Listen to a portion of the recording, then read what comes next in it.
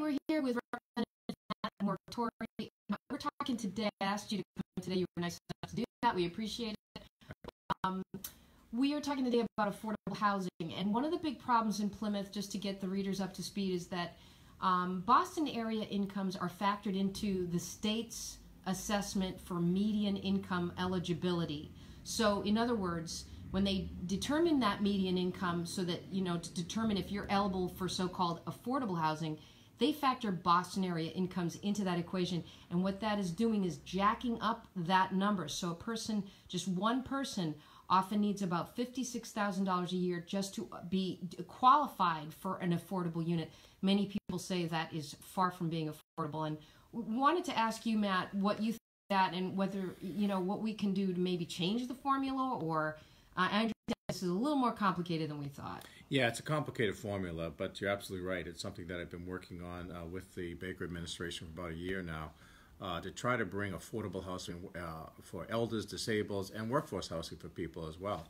We're having far too many people move out of the Commonwealth, and the rate you're talking about is the median rate that they look at down in our area is about $82,000, which is based on Boston.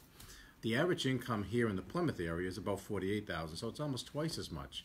So it's a complicated formula. It's based on funding that comes from the federal government as well.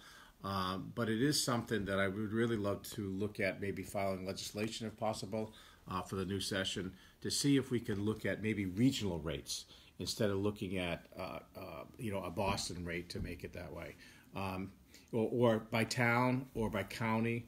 The problem is some places of the Commonwealth don't have counties, so you can't really do it that way. But we have to do something. I don't think it's an option anymore to sit back and say we just have to live with it. Right, because so many people, just for one person to afford an apartment, they're looking at having to make $56,000 a year.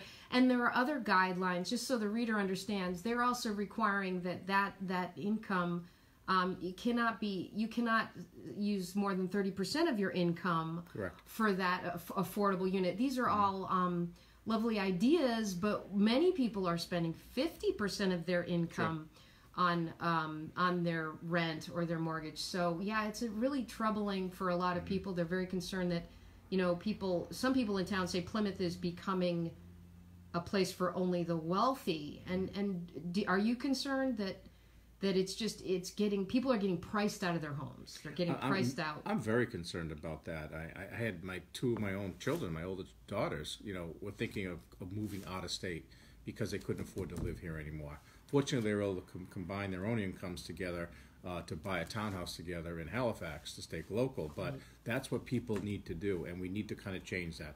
We need people, particularly in the workforce. We need people in all sorts of jobs, and we can't get them because they can't afford to live here. So it's the governor understands it. I think the legislators understand it, that we have to do something in the next session, early in the next session, about housing, affordable housing, and workforce housing for people. Good example in Plymouth is the Red Brook area of town, the South Plymouth. They are doing workforce housing. They just got $1 million grant from the state for it, but it's $350,000 for a condo, which is considered workforce grant money. Right. It just doesn't make sense to me, and we really need to look at that formula and figure out how we can change that. Because Plymouth is losing young people, isn't it? As absolutely. You said, like your kids. Young people we need in this town. We need a mix of ages in the town. Yeah, we always talk about the elders are growing in this community, and I think it's true. The elders are growing; they're becoming a bigger population, but it's because we're losing a lot of the younger population. And we need those people to keep it a thriving mix of ages. We talk about tourism being our #1 industry, and those are jobs that really don't pay that well in a lot of cases, and we need to do something about that as well. But we have to solve the housing first, and then help with the pay on that end as well. You definitely have a lot on your plate. Yeah. But what about Airbnb, Matt? I know what we've been learning, sort of catching up, is that a lot of very big, let's say, big businesses are buying up properties deliberately to use them for Airbnb facilities. And what's happening is we're losing housing stock as a result. Things that used to be permanent apartments, places that used to be permanent homes, are now transferring and changing into these Airbnb facilities, or I should say, like hotels. And the housing stock's gone down, and of course that's driving the price of housing up. Absolutely. Well, one of the things that we worked on last session was an Airbnb tax. Something I firmly believe we need to do. We need to treat Airbnb the same as we do hotels, motels. The taxes should be the same to create an even playing field. So what you're talking about won't happen. It unfortunately did not pass because of what you're talking about. Boston, particularly, when you look at the housing market there and how many Airbnbs have been bought by other companies, it really has driven up the costs in Boston more so in the urban areas because of that. So there wasn't a good consensus on what the tax should look like. I think it should be the same as hotel motels, but if you're in Boston, you're a legislator in Boston, they think it should be triple that or double that. But it is an issue, and I'm confident we'll be able to take care of that Airbnb tax and really, make it a level playing field for everyone in the beginning of the session.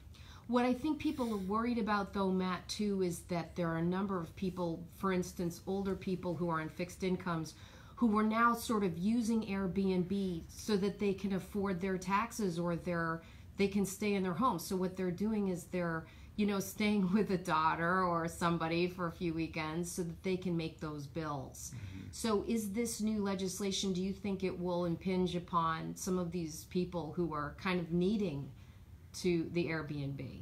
I don't think it will, because again, it's a tax. It's a 9% tax is what the hotels, motels do.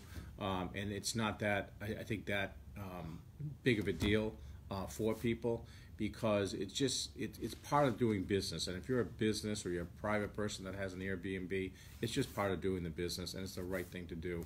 But I think it will also, I think it will help people like that with housing. How would it help them? Well, again, if you're getting companies that are not, how do I say this, that are doing the right thing and not overpricing these type of rentals, and if they're going to pay a tax based on what the income is going to be, or what the rent is going to be, or the daily charge is going to be, I think you'll see the daily charges probably come more in line than what they should be, instead of probably inflated as what they are now, because there is no oversight and there is no tax on that. Okay. And the bottom line for the formula for affordable housing and how that 80% of median is really hitting people hard, you guys will be working, I guess, with Markey and possibly Keating on that? Is there an effort to reach out to some of the... Yeah, we got to figure out internally what's the best course of action with the governor's office. They're really going to have to take the lead on this. But yeah, we've had some preliminary discussions with Keating's office on it as well, and we just got to keep working on it to see what we can do. Yeah, and there might be some pushback from... Yeah, we talked before. It's really the urban areas versus the suburban areas, and that's always been a problem with the 40B projects. And I don't know how you get over that. The urban areas, the cities, the 40B is not an issue for them. They meet the 10% threshold and some, and it works for the cities, but it doesn't work for the suburbs. So that's even a bigger issue. That's a whole other issue. You guys get pushback then from Boston, because Boston is basically saying we benefit by having Plymouth incomes factored into that median because it brings the number down. Correct. So basically it costs the same to live in Boston for an affordable as it does here. It's the same Pretty number. Much. It's basically getting the same that number. way. It's getting that way. Mm-hmm. You could affordable. Affordable. Yeah. It's getting that way. Exactly right. Yeah. Well, Matt, thank you so much for your Anytime. time. We so appreciate it, and keep us posted as this develops. Sure okay. will. Thanks very much. Thank you.